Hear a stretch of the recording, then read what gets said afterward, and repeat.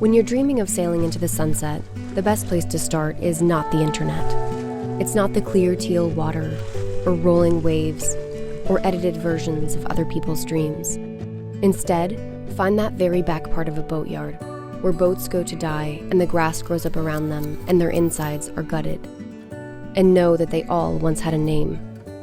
I'm Jessie, this is Josh, and this is Ling Ling, a 1979 44-foot Kelly Peterson that we bought with high hopes of renovating and sailing to the Caribbean, while our friends bought houses and started families.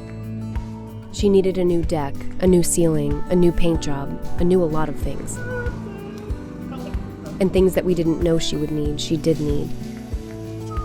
We watched the season go by from her deck on the hard, making plans, adjusting priorities. Everything has taken longer than we thought it would. It's a lot of, I just have to reseal the hatch. And then you open the hatch up and all the polycarbonate's crazed and the pins for the hinges are all bent and warped and it's gusting to 45. It's about 50 degrees out. During the worst part of the overhaul, when our benches were tool shelves and our bodies ached, and there was a thin layer of fiberglass dust over every surface, my mother gave me a scrapbook that she'd made of my grandfather's own dreams of building a boat and sailing to the Caribbean. I never met him, he died before I was born, but he left me these little nuggets of advice in a 1971 Jacksonville Times-Union and Journal article about the trimaran he spent 4 years building in his backyard. Don't let the time element assume too great an importance. Have a goal? Yes, but I'm not meeting it. It took years longer than he thought it would, but my grandfather finally finished his boat. And so we would finish ours. The first year we owned her, Ling Ling was hauled out of the water as we redid every last part of her. Every Saturday, I would drive to the boatyard, past the bend in the road that floods at high tide, to the smell of marsh grass and paint, and the only other car parked next to all the boats on stilts would be Josh's. And there he would be with his tough bandana around his head, holding a blowtorch to the rudder to straighten it out, whistling something always. The rudder doesn't spin right now, it's bent, so when I put it into hang it up on the boat, it binds. And by heating up the metal and putting tension on it using all these straps, I'm hoping to bend it back straight. The deck was rotten and soft, so we cut it open, pulling out the soaking wet wood, replaced it with honeycomb, and refiberglassed it all together. We learned what fiberglass dust feels like, piercing into skin. The overhead was stained and ripping, so I installed a new ceiling. I grinded down the fiberglass, epoxied up wooden battens, then installed tongue-and-groove PVC panels, while learning power tools and ignoring the man at Home Depot who told me the drill I was buying was too heavy for me to hold. We noticed a blister in the hull that led to the realization that the keel was delaminated, possibly from when the boat had been struck by lightning many years before. Setting up the vacuum pump. Josh devised a system to drain the water out and suck epoxy back through the keel with a vacuum pump. But most of this is full of epoxy now, so I feel pretty comfortable about how the boat is. I sewed 11 cushion covers and refinished the V-berth. We painted the hull and replaced the deck hardware.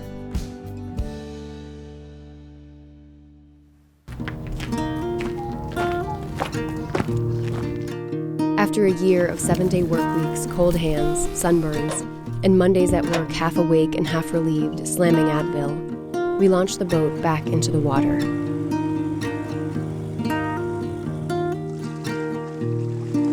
My parents packed our house into boxes and helped us turn a construction zone into a home.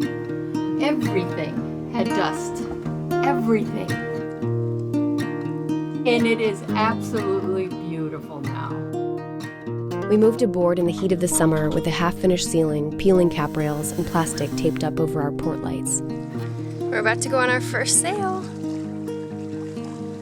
And the more work we did, the more Ling Ling became a sort of child, a family member, an extension of us. And the more we sailed her, the more I thought about how my grandfather never got to sail his boat past the mouth of the St. Johns River.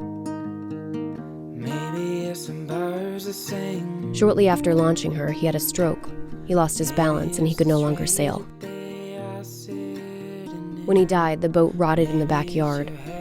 The materials he had meticulously measured and cut and glued and hammered, now just a pile of plywood. The end of the dream. The frailty of life. The number of sunsets we have left.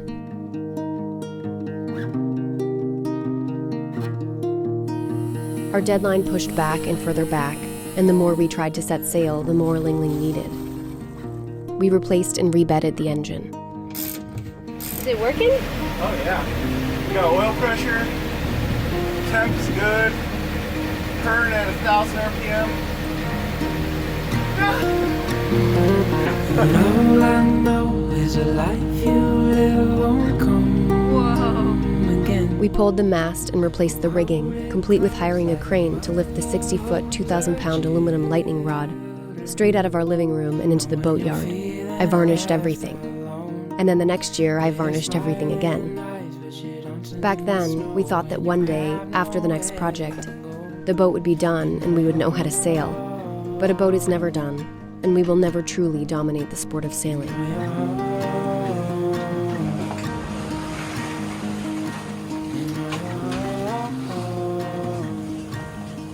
Yes, we can propel ourselves forward from the Florida Keys to Maine, using Dacron fabric and wind, with a touch of diesel on the bad days, traveling at an average running pace of 5 knots. But we are never really the ones in charge.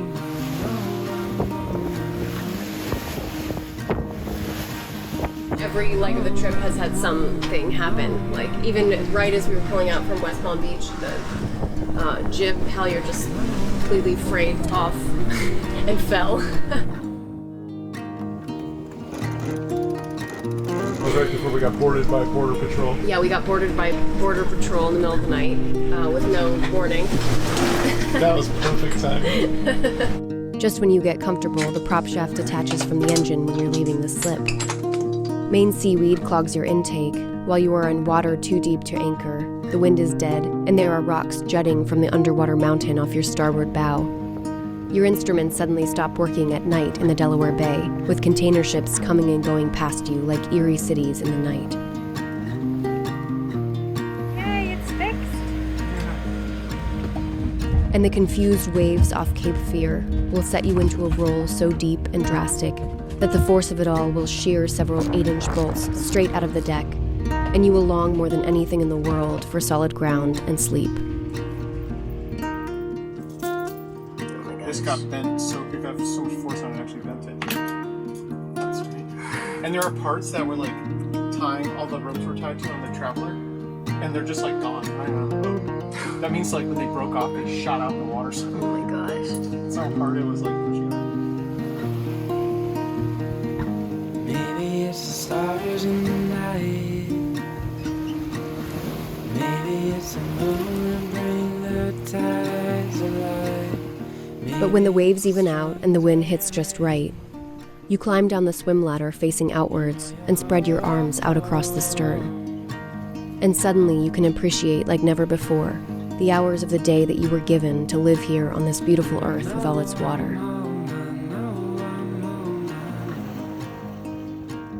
In ordinary life, somehow we feel that the normal everyday things matter so much. When out here, the things that matter keep you alive. One day, you look to your left, hold your coffee, open your eyes, and here you are. In clear teal water and rolling waves. This is not someone else's dream.